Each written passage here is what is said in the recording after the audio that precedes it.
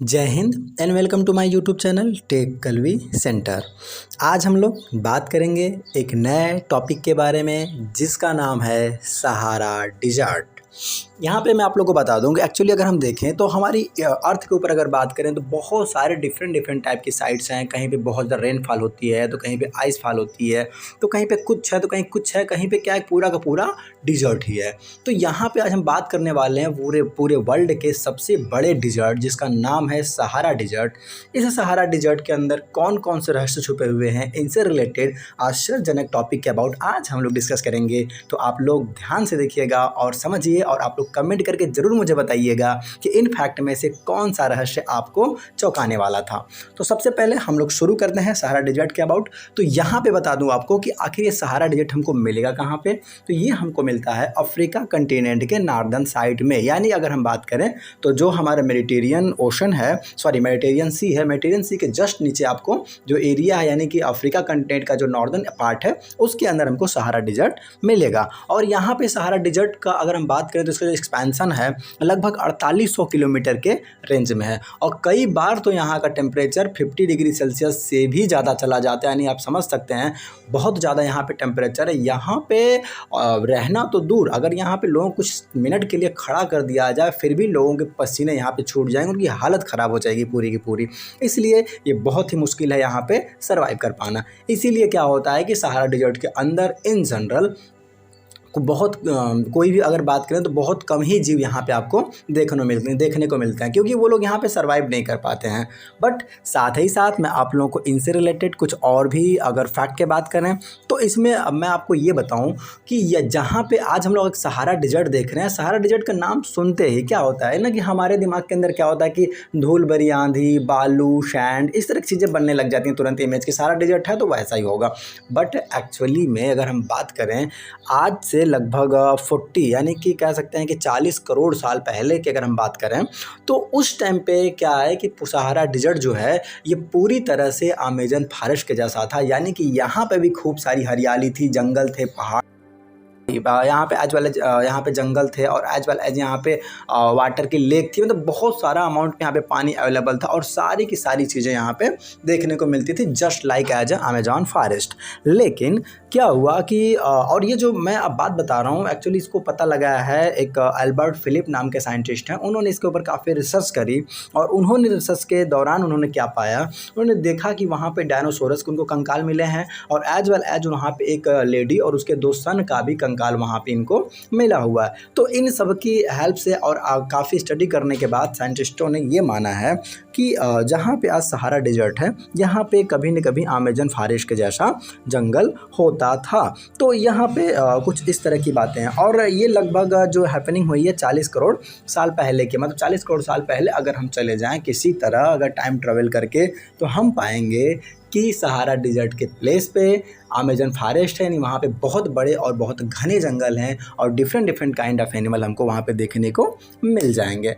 As well as हम आपको ये भी बता दें कि ये जो सहारा डिजर्ट से रिलेटेड हम बात कर रहे हैं, तो सहारा डिजर्ट ये जो 40 करोड़ साल पहले था तो यहाँ पे ऐसा क्या हो गया कि यहाँ पे फिर डिजर्ट बन गया। ये एक अपने आप में क्वेश्चन की बात है। तो यहाँ पे मैं आपको इस क्वेश्चन का आंसर देते हुए बताता हूँ कि एक्चुअली उस टाइम पर हुआ क्या था। हुआ ये था कि 40 करोड़ अगर साल पीछे जाएँ तो हाँ जो जियोलॉजिस्ट हैं उनकी अगर माने तो उनका कहना है कि हुआ क्या था कि धीरे धीरे जो अर्थ की अपनी टेक्टोनिक प्लेट्स हैं ये मूव करने लग जाती हैं, और जब अर्थ की टेक्टोनिक प्लेट्स उस टाइम पे मूव करने लग गई तो उसकी वजह से क्या हुआ कि एटलस माउंटेन का फॉर्मेशन हुआ। ये एटलस माउंटेन आपको यूरोप में देखने को मिल जाएगा, ये स्विट्जरलैंड कंट्री के अंदर भी आता है। तो ये एटलस माउंटेन का फॉर्मेशन हुआ, और एटलस माउंटेन के फॉर्मेशन होने की वजह से क्या हुआ कि जो नॉर्थ से हवाएँ आती थी, मानसूनी हवाएँ आती थी जिनकी वजह से रेनफॉल होता था सहारा डिजर्ट के अंदर, वो क्या है कि यहाँ पे एटलस माउंटेन के खड़े हो जाने की वजह से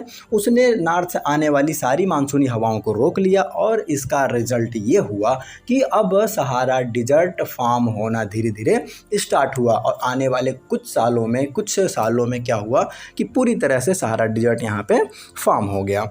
इसके साथ साथ अब मैं आप लोग को थोड़ा और बता दूँ तो सिंपली क्या है कि सहारा डिजर्ट का नाम आया तो मतलब बालू होगा, सैंड होगा, कोई नहीं रहता होगा, दूर दूर तक खाली चीज़ें दिखाई देती, कोई एनिमल नहीं, कोई फॉरेस्ट नहीं, कुछ नहीं दिखता होगा।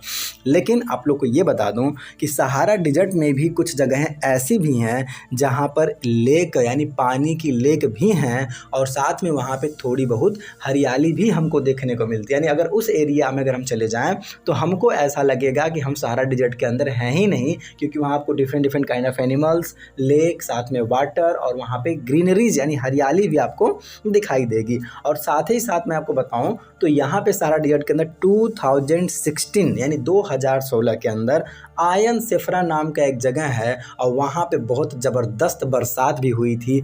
इसका मतलब यह है कि सहारा डिजर्ट हमेशा प्यासा नहीं रहता, कभी कभी यहाँ पे भी बरसात हो जाती है। चलिए ये तो आम बात हुई कि भाई चलिए ऐसा तो हो ही जाता है कभी कभी, यानी कि बहुत ज़्यादा एरिया है तो कुछ न कुछ तो डिफरेंट चीज़ें मिलेंगी।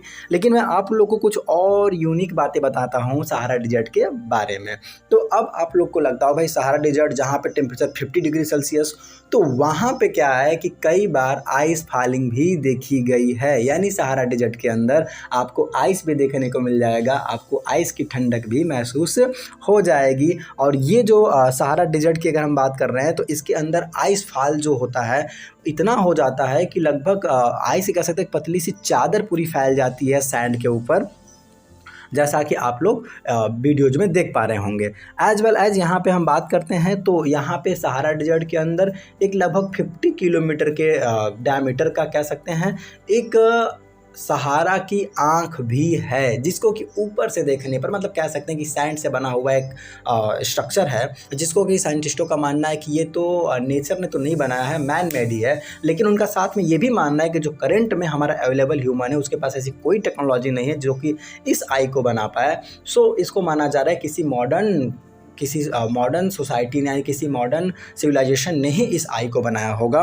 और ये जो आँख है, ये आँख हमको देखने को मिल जाएगी सहारा डिजर्ट के अंदर। और ये सहारा डिजर्ट के अंदर लगभग 50 किलोमीटर के रेंज के अंदर ही हमको देखने को मिलता है। मतलब ऊपर से अगर उसको हम देखें यानी एरोप्लेन में बैठ के देखें या फिर अगर हम सैटेलाइट इमेज में देखें तो हमको पूरा का पूरा ऐसा लगता है कि just like as a human eyes. और साथ ही साथ साइंटिस्टों ने काफ़ी स्टडी एंड रिसर्च करके उन्होंने ये भी बताया है कि दोबारा जो है सहारा डिजर्ट फिर से हरा भरा होगा, जैसा था वैसा ही होगा। लेकिन इसके लिए हमें लगभग 41,000 साल का इंतज़ार करना पड़ेगा। यानी 41,000 साल तक अगर हम इंतज़ार करते हैं तो दोबारा सहारा डिजर्ट के अंदर हमको हरियाली देखने को मिल जाएगी। कुछ इस तरह की बातें है सहारा डिजर्ट से रिलेटेड। साथ में अगर हम बात करें तो जो सहारा डिजर्ट ये काफ़ी हेल्प भी करता है अमेजॉन फॉरेस्ट का। देखिए अगर हम वर्ल्ड मैप पे जाके डिस्टेंस देखें तो सहारा डिजर्ट और अमेजॉन फॉरेस्ट के बीच में बहुत ज़्यादा गैप है, लेकिन फिर भी यहाँ पे जो हमारा सहारा डिजर्ट है काफ़ी हेल्प करता है अमेजॉन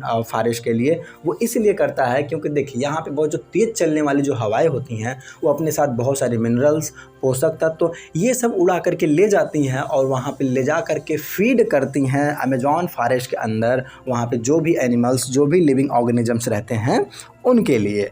तो ये है हम लोग के वीडियो का अंत। और अगर आप लोग को मेरी वीडियोस के अंदर जो भी चीज़ें मतलब आप यहाँ पे देखे हो या फिर सुने हो, आप लोग को जिस भी टॉपिक के अंदर ये लगा है कि हाँ ये फैक्ट मुझे नहीं पता था या फिर इसने मुझे चौंका के रख दिया, अगर ऐसा कुछ भी आपको मिला है तो आप कमेंट करके ज़रूर मेरे वीडियो में बताइए। तो बने रहिए मेरे चैनल के साथ, तब तक के लिए